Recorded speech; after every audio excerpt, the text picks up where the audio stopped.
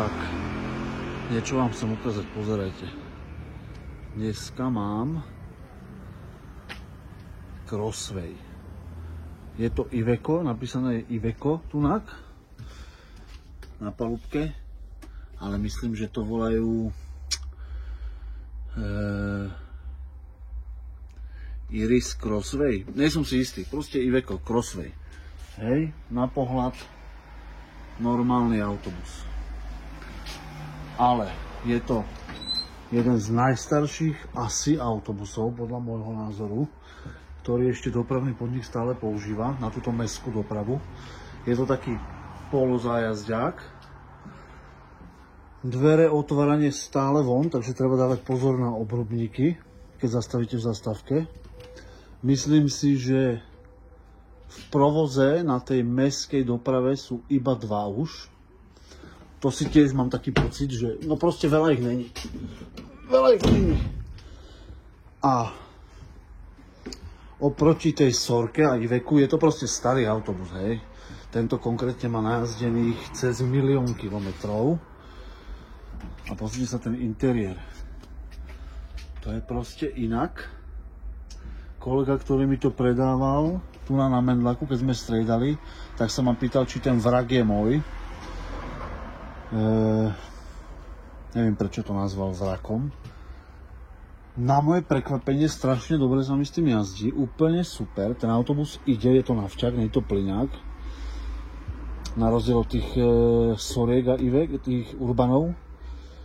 Takže to ide. Tie poptávky na dvere a to otváranie je ešte takto klasicky po starom. Tak si možno pamätáte. Väčšina tých nových autobusov sa dvere otvárajú donútra, aby sa nepoškodili. Ja si neviem, tie obrubníky teraz robia tak, aby cestujúci nastupoval, aby proste nemusel, sú nízkopodlažné, alebo nízkopodlažné. Proste, aby nemusel dvíhať nejak moc nohy cestujúci, aby proste normálne nastúpil. Toto je tu fakt celé inak, ten posed je taký...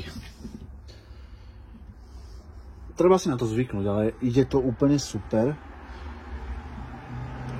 Retardér, tú motorovú brzdu, tú čo keď stlačíte brzdu, tak začne brzdiť retardér. To som musel vypnúť, pretože to je nepoužiteľné. To je tak agresívne, že by sa mi tu všetci vysypali.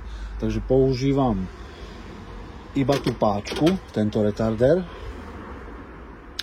Hovorím, to ovládanie, to je proste jak na kamióne, klasika, jak na aute, na tých Urbanoch a na tých Sorkách je to trošku inak.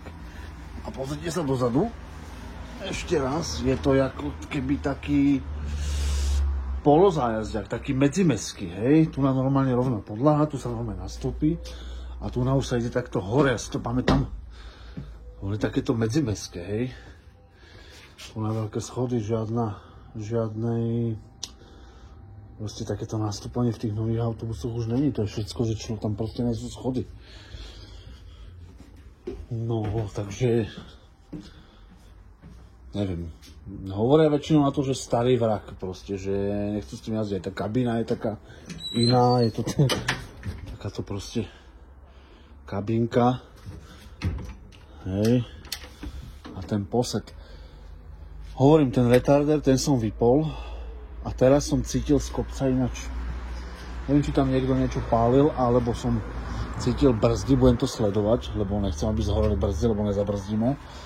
A na čo som ešte nedošiel je tú sedačku. Mám úplne vypustený vzduch, pretože keď si ju napustím, tak som tak vysoko, že sa mi zle jazdí a mám pocit, že by som stál na tých pedáloch. Takže to ešte budem musieť trošku doľadiť. Ale inak za mňa Crossway LE Euro 5. To nemôže byť až taký starý autobus. Ale je starý, no. Hovorím, máme nejaké posledné možno 2 kusy. A myslím, že ešte nejaké zájazďaky majú. Takže strašne dobre sa mi s tým jazdí. Takže každé kolečko, čo urobím dneska, sa celkom teším. Doladím tú sedačku a uvidíme. Musím sledovať tie brzdy, lebo fakt som cítil, ako keby sa niečo pálilo, jak som išiel cez Antropos a tam som išiel z kopca z tých kohútek A ten retarder mám vypnutý, lebo to sa proste s tým nedá jazdiť. No ale ten interiér, ten kokpit, pozrite sa oproti tých Solarisov a tých Urbanov, Iveco. Za mňa dobré. Či? Za mňa pekný autobus. Tak idem ďalšie kolo za 6 minút. Čaute.